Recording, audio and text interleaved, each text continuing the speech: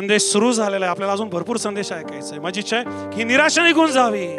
देवाच्या लेकरांच्या चेहऱ्यावर दुःख शोभत नाही, निराशा शोभत नाही, तणाव शोभत नाही. ते फ्रेश असले पाहिजे, ते आनंदी असले पाहिजे आणि ते उत्साही असले पाहिजे प्रार्थना करण्यासाठी. प्रिय बहिणी, प्रिय भावा, हे गीत चालू असताना देव तुला आशा देत आहे, तुझी आशा नष्ट होणार नाही.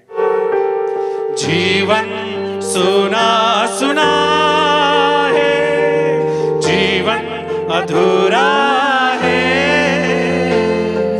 यीशु बिना जीवन मेरा बिल्कुल निराशा है. यीशु बिना जीवन मेरा बिल्कुल निराशा है. येशूशिवाय जगू नका, प्रार्थनेशिवाय जगू नका, वचनाशिवाय जगू नका, पवित्र संगतीशिवाय जगू नका, देवाच्या सानिध्याशिवाय जगू नका, देवाच्या सहभागाशिवाय जगू नका. या येशूच्या जवळ या, आपलं समर्पण करा, नव्यानं प्रार्थना सुरू करा, नव्यानं प्रार्थना करायला सुरू करा. तुम्ही धीर धरून वाट पाहता, परमेश्वर वळून तुमची प्रार्थना ऐकणार आहे, तुमची आशा नष्ट होणार नाही, पारितोषिक मिळणार आहे. दया करतो.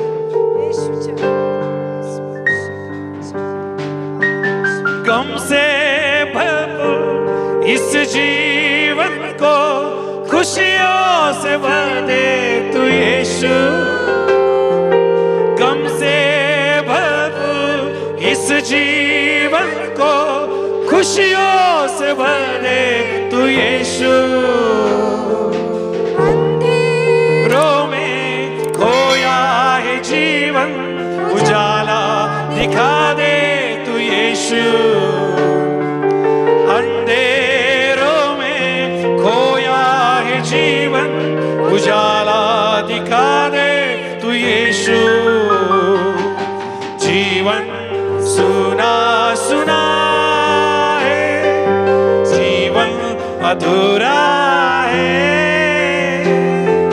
यीशु बिना जीवन मेरा बिल्कुल निराशा है.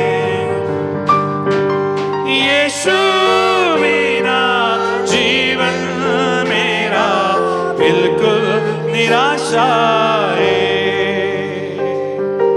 यीशु बिना जीवन मेरा बिल्कुल निराशा. टाळ्याचा अर्पण देवाला देऊ. खाली बसू. आजच्या मन्नासाठी स्तोत्र 40 आणि वचन 1.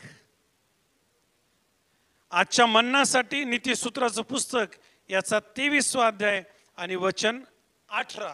हे 2 वचन जे आहेत पालखीबाई आपल्यासाठी वाचतील. स्तोत्र 40 आणि वचन 1. आजच्या मन्नासाठी हे वचन आपण ऐकूया. आणि नीतिसूत्र 23 अध्याय आणि वचन 18. मी धीर धरून परमेश्वराची वाट पाहिली, तेव्हा त्याने माझ्याकडे वळून माझा धावा माझी ऐकला, प्रार्थना ऐकली, माझा धावा ऐकला, माझी विनवणी ऐकली, माझ्या प्रार्थनेचं उत्तर दिलं. आमेन. नीतिसूत्र 23 आणि वचन 18. कारण पारितोषिक निश्चय मिळणार. तुमची आशा किंवा तुझी आशा ही मावळणार नाही, तुझी आशा नष्ट होणार नाही. किती लोक देवाच्या 2 वचनासाठी टाळ्या वाजवून देवाला धन्यवाद देतील, आमेन म्हणतील आणि स्वर्गामध्ये देवाला गौरव मिळेल. बोलो येशू मसीह की. पुढील काही वेळ मी आपल्याशी धीर धरून केलेल्या प्रार्थनेबद्दल बोलणार आहे. पुढील काही वेळ मी आपल्याशी चिकाटीची प्रार्थना करत आहे आणि उत्तराची वाट पाहण्याची प्रार्थना, यावर आपल्याशी बोलणार आहे. आपण ज्या सीझन मध्ये आलो, हे जे दिवस आहेत, हे दिवस, या दिवसांना उपवास प्रार्थनेचे दिवस म्हणतात. या दिवसामध्ये जागतिक लेवलला जगभरातल्या मंडळ्या मॅक्झिमम एका दुःखा जर सोडल्या मॅक्झिमम मंडळ्या या दिवसांमध्ये 40 दिवसाची उपवास करतात.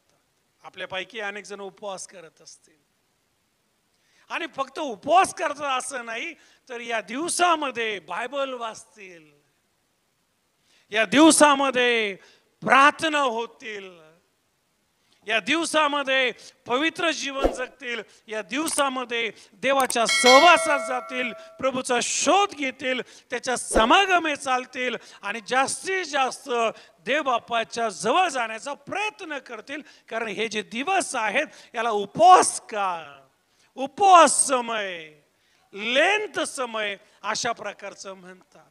हा जो लेंथ आहे हा इतका महत्वाचा आहे की या लेंथ मध्ये आम्हाला पाहायला मिळतं की लोक 40 दिवसाचे उपवास करतात. हे उपवास मागच्या बुधवारी सुरू झाले, ज्याला आपण राखेचा बुधवार म्हणतो. आणि आम्हाला पाहायला मिळते राखेच्या बुधवारच्या दिवशी सर्व मंडळ्या चर्चमध्ये एकत्र येतात. तिथे विशिष्ट प्रकारची भक्ती होते आणि ही भक्ती होत असताना त्या ठिकाणी या उपवास प्रार्थनेचं महत्व, या उपवास प्रार्थनेच्या मागचा जो उद्देश आहे आणि या उपवास प्रार्थना का महत्वाची आहे याचं शिक्षण जास्तीत जास्त चर्चमध्ये दिलं जातं. आपणही बुधवारी या ठिकाणी जमलो होतो आणि आपल्याला मी डिटेल शिक्षण दिलं, आठवतंय का? यस, डिटेलमध्ये शिक्षण होतं की लेंथ म्हणजे काय. हा लेंथ जो आहे आम्हाला पाहायला मिळतं, हा लेंथ इंग्लिश शब्द आहे, जुना इंग्लिश शब्द आहे आणि लेंथचा अर्थ होतो स्प्रिंग टाइम. स्प्रिंग टाइम म्हणजे वसंत ऋतू. आणि आम्हाला पाहायला मिळतं की हा जो वसंत ऋतू आहे या वसंत ऋतूमध्ये सीझन सुरू होतं.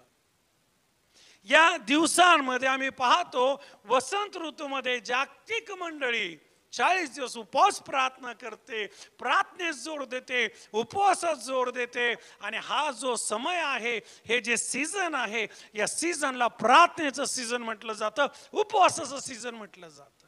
आता लेंथ बद्दल, उपवास प्रार्थनेबद्दल मार्चच्या पहिल्या आठवड्यामध्ये आपण अजून संदेश ऐकणार आहोत. आणखीन डिटेल आपल्याला मी त्याबद्दल बोलणार आहे.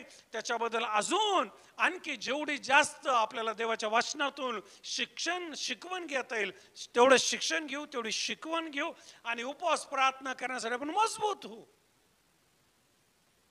या काळामध्ये उपवास प्रार्थना होत असताना, या काळामध्ये उपवास प्रार्थना करत असताना आज मला आपल्याशी धीर धरून केलेल्या प्रार्थना, धीर ठेवून केलेल्या प्रार्थना, आमच्या प्रार्थना ऐकल्या गेल्या नाहीत म्हणून विलंब लागला त्यावेळेस करायच्या प्रार्थना, प्रार्थना करत असताना उत्तर मिळत नाही त्या उत्तर ठेवायची चिकाटी, याबद्दल आपल्याशी बोलू द्या.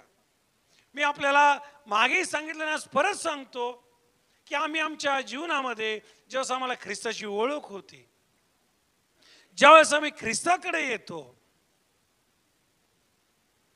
ज्यावेळेस आम्ही येशू ख्रिस्ताचा स्वीकार करतो आणि येशू ख्रिस्तामध्ये आम्ही वाढत असतो, आम्हाला पहिली गोष्ट जी मंडळीतून पालकाकडून शिकवल्या जाते ती ही असते की आता तुम्ही प्रार्थना करायला शिकले पाहिजे. किंवा आम्हाला वाटतं की आता मी प्रभूमध्ये आलोय पण मी प्रभूशी प्रार्थना कशी करू, मला प्रार्थनेत वाढायचंय, मला पण प्रार्थना करायची. आपल्या आजूची बहीण खूप चांगली प्रार्थना करत असते, आपल्या बाजूचा भाऊ खूप छान प्रार्थना करत असतो, वैयक्तिक त्याच्या प्रार्थना छान असतात, कौटुंबिक त्यांच्या प्रार्थना छान असतात, चर्चमध्ये संधी मिळाल्यावर प्रार्थना छान असतात, आपले जे पालक साहेब असतात, चर्चमधले जे लीडर्स असतात त्यांच्या प्रार्थना छान असतात. आणि जसं आपण नवीन देवाचं असतो आपण ते ऐकत असतो पण आपल्याला कळत नसतं नेमकं काय करायचंय. आणि मग आपल्याला त्या ठिकाणी देवाच्या वाचनात शिक्षण दिलं जातं की प्रार्थना म्हणजे दुसरं तिसरं काही नाही, प्रार्थना करणं म्हणजे फार मोठा दबाव घेणं नाहीये. पालखीमध्ये खूप सांगत होत, सुंदर सांगत होत्या की प्रार्थना ही कॉमन आहे पण तिचा इफेक्ट जो आहे तो अनकॉमन आहे. प्रार्थना एकदम कॉमन आहे, जसं मी तुमच्याशी बोलतोय आणि जसं तुम्ही माझ्याशी बोलताय याच प्रकारे देवाच्या मुलांनी देवाशी बोलायचं असतो आणि देव त्यांच्याशी बोलत असतो. आमेन.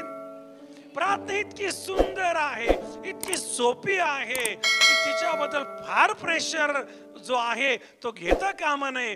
आणि आम्हाला पाहायला मिळतं की देवाचे सेवक सांगतात, मी अनेकदा जेव्हा मला प्रार्थनेवर बोलायची संधी मिळते आणि आजही परत सांगतो, प्रार्थना म्हणजे काय किंवा प्रार्थनेमध्ये नेमकं काय करायचंय, काही दुसरं तिसरं करू नका. प्रार्थनेमध्ये जसा एक मित्र आपल्या दुसऱ्या मित्राकडे मन मोकळं करतो, जशी पत्नी आपल्या नवऱ्या बरोबर आपलं मन मोकळं करते, जसा पती आपल्या नवरी बरोबर किंवा आपल्या बायकोवर आपलं मन मोकळं करतो, त्याच प्रकारे देवाच्या उपस्थितीत गेल्यानंतर सगळं विसरून जाणं आणि देवाशी आपलं मन मोकळं करणं, मित्रासारखी बातचीत करणं, माझ्या सर्वस्व असलेल्या देवाशी बोलणं म्हणजे प्रार्थना करणं. किती लोक आमेन म्हणतील? तुझा प्रत्येक लेकरून नावाने आशीर्वाद, तू आलेला संदेश, तू दिलेला संदेश सुपीक जमिनीत पडू दे, तो उगू दे आणि प्रभू तुझे लोक आशीर्वाद देतो. आजची भक्ती संदेश तो आशीर्वाद केला, मी तुला धन्यवाद देतो. प्रत्येक जीवनातलं कठीणपणा निघून जाओ, प्रत्येक निराशा निघून जाओ, प्रत्येक आजार निघून जाओ, प्रत्येक आत्मिक आळस निघून जाओ, प्रत्येक आत्मिक आजार निघून जाओ, प्रत्येक आत्मिक शाप निघून जाओ, प्रत्येक आत्मिक बंधन निघून जाओ, प्रत्येक आत्मिक सर्व प्रकारचा कमकुवतपणा निघून जाओ. ओ येशूच्या नावामध्ये रिफ्रेश कर, तुझ्या लोकांना अनॉइंट कर आणि तो अभिषेक प्रार्थनेचा असू दे, तो अभिषेक प्रार्थनेचा असू दे, तो आशीर्वाद प्रार्थनेचा असू दे. माझी प्रार्थनेचा इसाक बाहेर येऊ दे, माझा प्रार्थनेचा इसाक बाहेर येऊ दे. इसाक बाहेर येत आहे येशूच्या नावामध्ये. उशीर आलेला इसाक, उशीर आलेला इसाक, उशीर आलेला इसाक, उशीर झालेला इसाक, उशिराची प्रार्थना, धीराची प्रार्थना, चिकाटीची प्रार्थना, अत्याग्रहाची प्रार्थना ऐकल्या जाओ. किती लोक आमेन म्हणतील? ऐकल्या जाओ. किती लोक आमेन म्हणतील? हो, ऐकल्या जाओ. किती लोक आमेन म्हणतील? चर्च शांतरी बाबा बाबा बाबा जोरदार टाळ्याचा आपण स्वर्गाला देऊया, स्वर्गाला. कमान चर्च, जोरदार दोर न थकता, जेवढ्या जोरात टाळ्या तेवढे जोरात आशीर्वाद. जोरदार जोरदार कमान चर्च. जर तुम्हाला आशीर्वाद मिळाले, हा गौरव प्रभूचा आहे. देवाचा आत्म्याला धन्यवाद द्या. Be blessed, be seated, please be seated. जीवनात सगळं संपलंय, काही दिसत नाही, धीर धरून आशा बाळगून प्रार्थना करत असताना हे गीत आपल्याला उत्तेजन.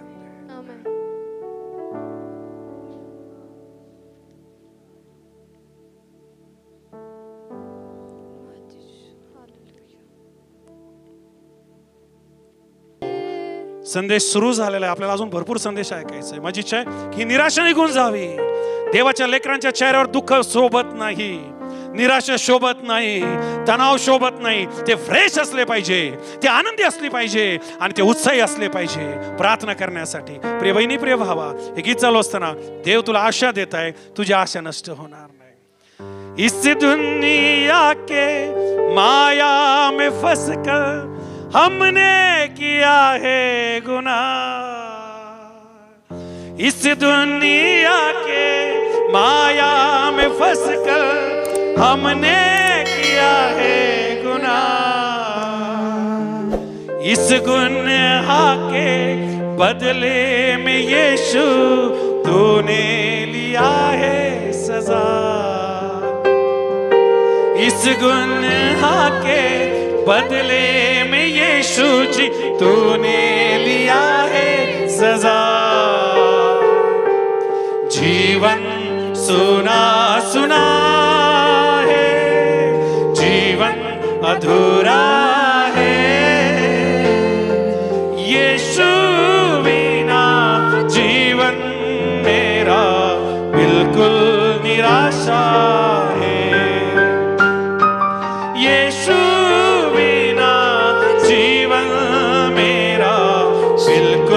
निराशा है. येशूशिवाय जगू नका, प्रार्थनेशिवाय जगू नका, वचनाशिवाय जगू नका, पवित्र संगतीशिवाय जगू नका, देवाच्या सानिध्याशिवाय जगू नका, देवाच्या सहभागाशिवाय जगू नका. या आज येशूच्या जवळ या, आपलं समर्पण करा, नव्यानं प्रार्थना सुरू करा, नव्यानं प्रार्थना करायला सुरू करा. तुम्ही धीर धरून वाट पाहतात, परमेश्वर वळून तुमची प्रार्थना ऐकणार आहे, तुमची आशा नष्ट होणार नाही, पारितोषिक मिळणार आहे. दया कर.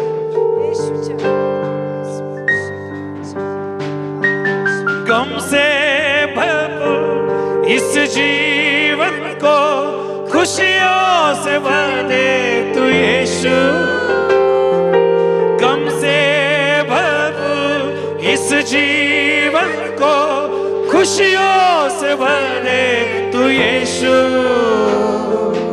अंधेरों में खोया है जीवन उजाला दिखा दे तू यीशु। अंधेरों में खोया है जीवन उजाला दिखा दे तू यीशु। जीवन सुना सुना है, जीवन अधूरा है, यीशु बिना जीवन मेरा बिल्कुल निराशा है। यीशु बिना जीवन मेरा बिल्कुल निराशा है। यीशु बिना जीवन मेरा बिल्कुल निराशा।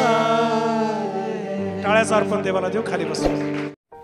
जीवन बदलणारे संदेश, आपल्याला आशा देणारे संदेश आणि आपल्याला देवाच्या जवळ नेणारे संदेश ऐकण्यासाठी आमचं जे यूट्यूब चॅनल आहे पास्टर दीपक थोरात या नावाने या चॅनलला सबस्क्राईब करा, लाईक करा, इतरांपर्यंत शेअर करा। याद्वारे आपल्या जीवनामध्ये मोठ्या गोष्टी झाल्याशिवाय राहणार नाही।